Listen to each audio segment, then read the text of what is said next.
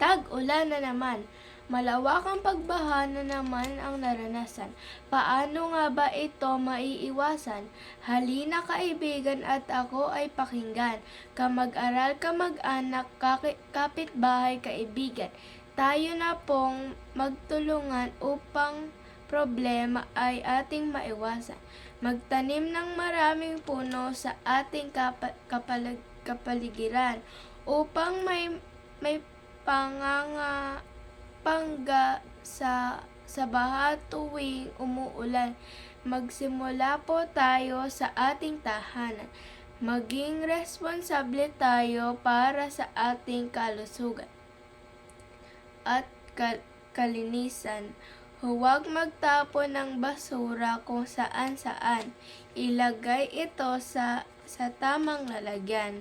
Maglinis palagi upang sariwang hangin ang ating malalanghap. Diba at kay sarap tingnan ng paligid kong luntian.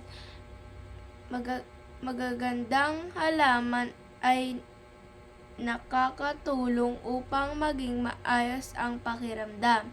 Kaya ano pa ang hinihintay nyo? Halina at tayo po ay magtulungan na lang.